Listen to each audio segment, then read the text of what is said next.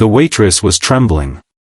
She clutched her notepad tightly, holding back tears as three burly men surrounded her in the middle of the diner.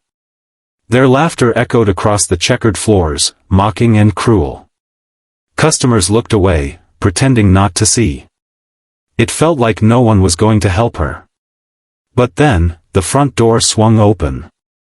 And everything changed. Hey there, welcome to Kindness Lights, the place where real stories remind us how powerful kindness can truly be. If you believe the world needs more courage, compassion, and standing up for what's right, make sure to like, subscribe, and comment below. We'd love to hear from you. Now, let me take you back to that small-town diner where this unforgettable story unfolded. It was a chilly Tuesday morning in a quiet American town. The kind of town where people know each other by name, and the local diner is the heart of the community. Marlene's Diner had been serving hot coffee and warm pancakes for over 40 years, and this morning felt like any other. Behind the counter was Ellie, a 22-year-old waitress with a kind heart and a tired smile. She was working the breakfast shift alone, wiping down tables and refilling mugs. Ellie wasn't just a waitress, she was helping support her mom and younger brother after her dad passed away the year before. Every dollar she earned mattered.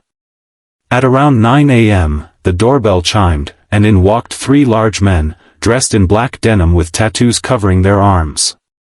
They looked rough, loud, cocky, and full of swagger. As they slid into one of the red leather booths, something about their presence made Ellie uneasy. Still, she greeted them with a polite smile. "Morning, fellas. What can I get you?" They didn't answer right away. One of them smirked and stared at her name tag. "You got a pretty name, Ellie. You smile for all your customers like that?" Ellie chuckled nervously, brushing it off. "Just doing my job." But they didn't stop. As she took their orders, one of them reached out and tugged gently at the hem of her apron. "What's under here, sweetheart?" he laughed, while the others hooted and egged him on. Ellie froze. Her heart pounded. She looked around the diner, but the few customers inside averted their eyes, pretending not to notice. The cook in the back didn't hear what was happening. Ellie was all alone. "Please," she said quietly, "don't do that." The man just grinned wider and leaned in closer. "Come on, darlin'. We're just having some fun." And then, before anything else could happen, the bell above the front door rang again.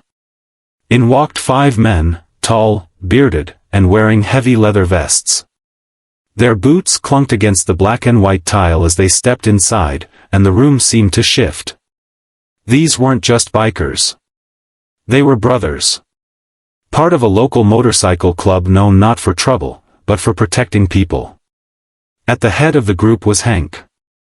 60-something with silver hair, a long beard, and eyes that had seen more than most. The kind of man you don't mess with, but also the kind of man who once stopped traffic to help a turtle cross the road. He spotted Ellie right away. He saw the tears in her eyes, the way the thugs surrounded her, and how uncomfortable she was. He didn't hesitate. "Is there a problem here?" Hank asked, his voice low but commanding. The diner went silent. The three men looked up, sizing the bikers up. One of them laughed nervously. "Nah, we're just talking to the waitress. Having a little fun." But Hank stepped closer. "Doesn't look like she's having fun." Ellie's eyes welled up. She didn't speak, but she didn't have to. The bikers saw everything they needed in her face. That's when the others stood up.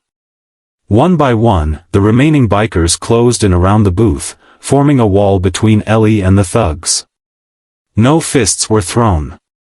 No threats were shouted. Just a quiet, strong presence that said, "You've crossed the line." One of the bikers gently took Ellie's notepad from her trembling hands. "You go take a break, sweetheart. We'll handle their order." Ellie stepped back, her hands still shaking. She didn't know what to say. She just nodded and walked quickly to the back, where she finally let the tears fall. Back at the booth, Hank sat down across from the men. "You boys like pancakes?" he asked, still calm. "Because you're about to eat your breakfast in silence, and then you're gonna leave. And you're never coming back here again. Understood?" The biggest thug shifted uncomfortably. The bikers didn't look angry, but they looked serious. Dead serious. And suddenly, the tough guys weren't so tough. They nodded. Quiet. Embarrassed. Defeated. The bikers stayed until the men finished their food and left without another word. Then, one of them walked up to Ellie, who had just returned to the counter. "You okay, miss?" he asked gently. She nodded, wiping her eyes. "Thank you. I didn't know what to do. I was scared." Hank stepped forward. "You never have to deal with that alone. People like that think they can scare others because they think no one will stand up to them." Then he handed her a $100 bill. "For the trouble. And for being strong." Ellie tried to refuse it, but he insisted. As the bikers left the diner, they waved to the cook, tipped their hats to the other customers, and disappeared back into the morning light.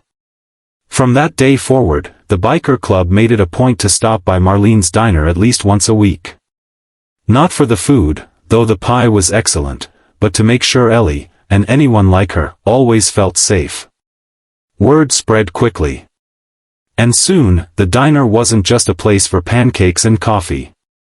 It became a symbol of kindness, protection, and community. This story reminds us of something powerful, that kindness doesn't always look soft. Sometimes, kindness rides in on a Harley, wears leather, and shows up when no one else will.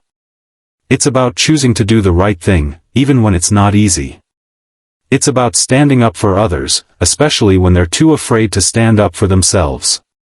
So the next time you see someone in trouble, remember, you don't have to be a hero. You just have to care enough to act. And maybe, just maybe, be the biker someone needs that day. Don't forget to like, comment, and subscribe to Kindness Lights for more real stories that will restore your faith in humanity. Share this video if it moved you, and help us spread the message. Kindness is powerful. And it matters. Thanks for watching.